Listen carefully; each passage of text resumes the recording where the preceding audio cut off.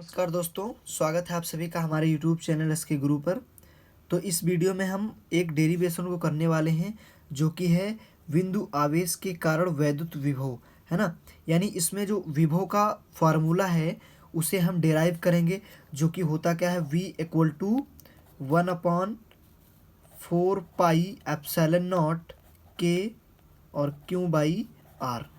इस फार्मूले को डेराइव करेंगे, ठीक है। तो इस वीडियो को अंत तक देखिएगा, और ये थोड़ा लॉन्ग वीडियो रहेगी क्योंकि ये जो है डेरिवेशन थोड़ा लॉन्ग है, लेकिन इसमें कोई घबराने की बात नहीं है। बहुत ही सरल तरीके से इस डेरिवेशन को करने वाले हैं। ये जो बनावट आप लोग यहाँ पे देख पा रहे होंगे कि कुछ यहाँ पे जैसे कि प्लस क्यों रखा है और PABC, ये सब क्या चीज़ है इसको अच्छे से समझ लेते हैं, ठीक है।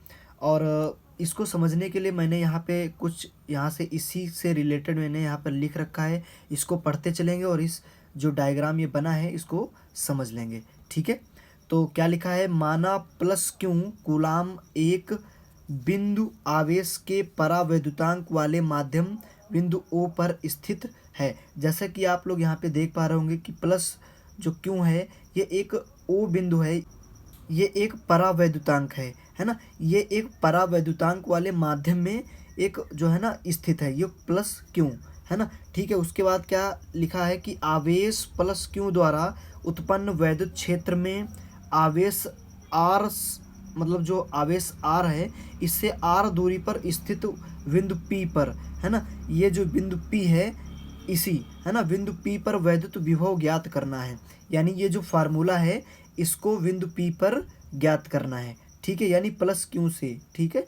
और यहाँ पे जो है इनकी दूरियां देख लेते हैं। यहाँ पे जैसे कि मान लिया गया है यहाँ से प्लस क्यू से जो R दूरी पर बिंदु P है ना। और उसके बाद R1 जो है ना A है, और उसके बाद R2 जो है B है, और R3 जो है वो C है। यानी ये मान लिया गया। और ये तार कैसा है, ये अनंत लंबाई का है, ठीक है, यानी ये इनफाइनाइट है, ठीक है। तो उसके बाद हम तो आगे लिखेंगे हम बिंदु P पर कूलाम के नियम से, यानी बिंदु P पर कूलाम के नियम से जो फोर्स है वो लिखेंगे। यानी यहाँ पे लिखेंगे हम बिंदु P पर कूलाम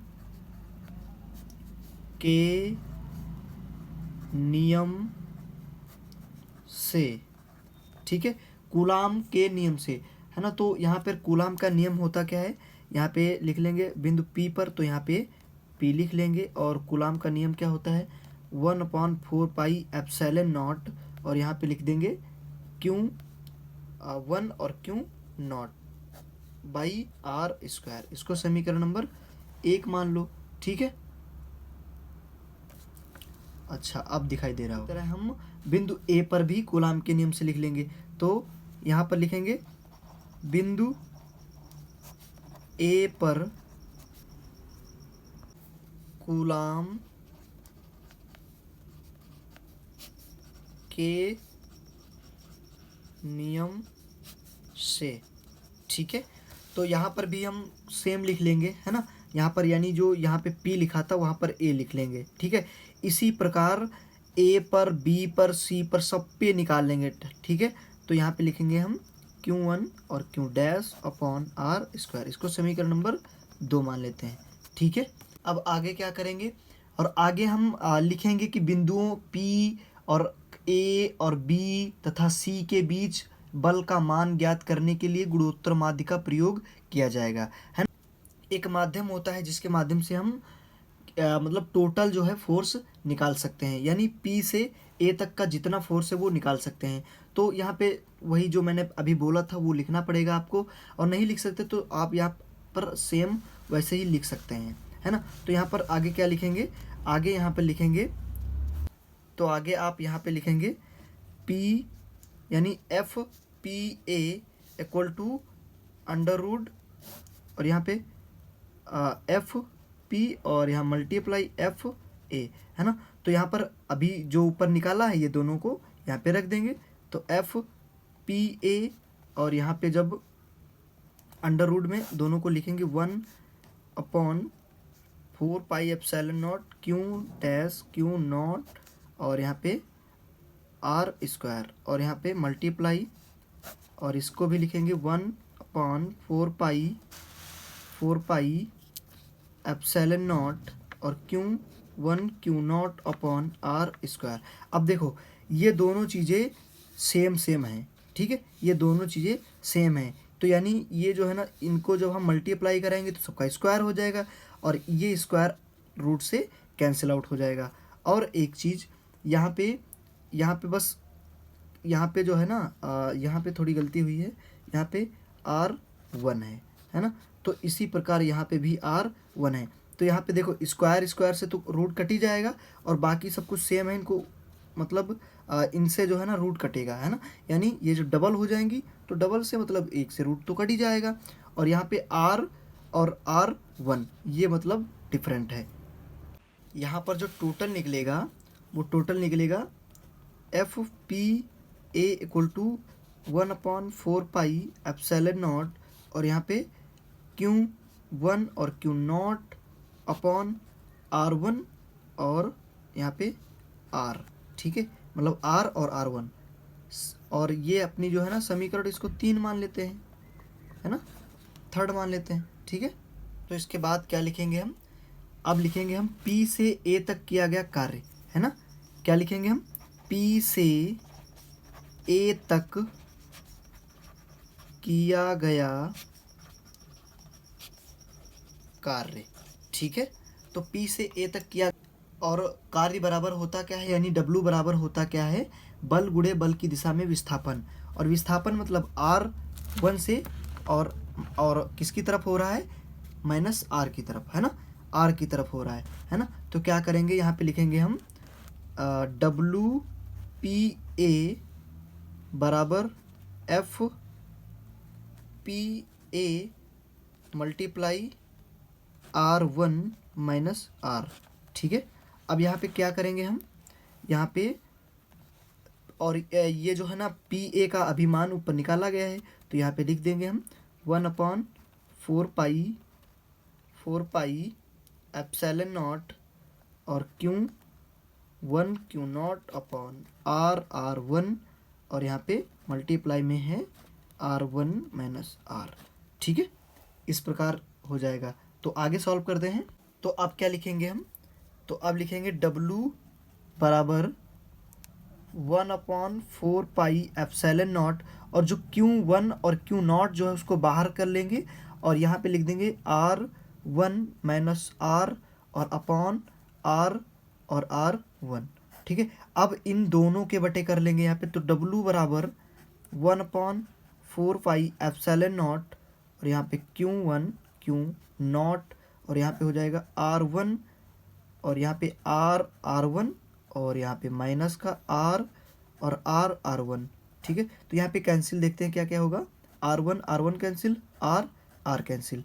तो अगली लाइन में क्या आ जाएगा कि W बराबर 1/4 एप्सिलॉन नॉट Q1 Q0 और यहाँ पे आ जाएगा 1/R और यहाँ पे हो जाएगा 1/R1, ठीक है। तो इस प्रकार से ये यहाँ से क्या चला था PA, ठीक है। तो आगे क्या लिखेंगे हम, तो इसी प्रकार PA लिख लिया है तो A मतलब PA लिख लिया, तो यहाँ पे लिख देंगे, यहाँ पे लिख लेंगे इसी प्रकार, है ना। तो इसी प्रकार यहाँ से A से B तक भी ले जाएंगे, है ना, तो A से B तक ले जाएंगे तो यहाँ, तो इसी प्रकार जो है ना ये 1/4 एप्सिलॉन नॉट Q1 और Q0, तो यहाँ पे 1/R1 हो जाएगा और यहाँ पे हो जाएगा R2 हो जाएगा। तो और इसी प्रकार यदि हम लिखें तो B से C तक लिखें, है ना, क्योंकि C तक मैंने वहाँ पर बना रखा था। तो यहाँ पे 1/4 एप्सिलॉन नॉट और यहाँ पे Q1 Q0 और यहाँ पे हो जाएगा 1/R2 और यहाँ पे हो जाएगा 1/R3, ठीक है, इस प्रकार ये हो जाएगा। तो अब क्या लिखेंगे, तो अब हम लिखेंगे P से C तक कुल कार्य, है ना, यानी P से C तक जो कुल कार्य है वो लिख लेंगे। तो लिखेंगे P से C तक कुल कार्य, है ना। अब टोटल वर्क निकाल लेंगे, तो यहाँ पे लिखेंगे W इक्वल टू और यहाँ पे देख लेते हैं 1/4 एप्सिलॉन नॉट और यहाँ पे क्यू और क्यू नॉट, इतना तो सब में सेम है, ठीक है, इतना तो सब में, या टोटल लिख लेते हैं। तो यहाँ पे 1/4πε0 और यहाँ पे होगा Q1 Q0 और इंटू, अरे यहाँ पे एक चीज़ छूट गई है जो कि थी क्या, यहाँ पे ऊपर लिख लेते हैं हम 1/r - 1/r1, ये चीज़ याद रखने वाली है, ठीक है, यहाँ पे लिखनी है, ठीक है। और यहाँ पे लिखेंगे 1/r1 - 1/r2, ठीक है। तो यहाँ पे 1 + 1/4πε0 Q1 Q0 और यहाँ पे क्या लिखेंगे 1/r2 - 1/r3, ठीक है।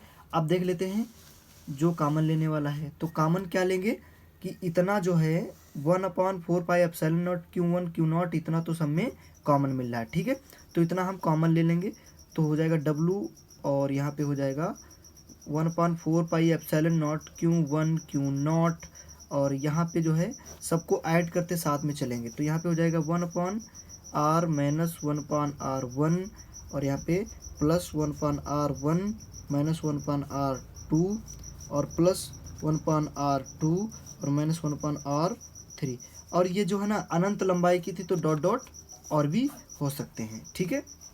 तो इसमें देखते हैं कुछ कैंसिल आउट होने वाला है, तो 1/r1 और 1/r1 प्लस का है ना, और ये चीज़ माइनस की, ये चीज़ प्लस की, और ये आगे यदि हम और ऐड करेंगे तो ये माइनस की है तो आगे आने वाला जो है ना प्लस का आ जाएगा, तो ये भी कैंसिल आउट हो जाएगा। तो यहाँ पर जो मेन बचेगा तो W = 1/4πε0 Q1 Q0 और यहाँ पे ये बचेगा सिर्फ R, ठीक है, इतना बचेगा। ये समीकरण नंबर 4 रख लेते हैं, ठीक है। अब क्या लिखेंगे हम, अब लिखेंगे हम विभव की परिभाषा से, या विभव की परिभाषा क्या होती है, तो यहाँ पे लिख लेंगे विभव की परिभाषा से, विभव की परिभाषा से, ठीक है। तो विभव होता क्या है, V =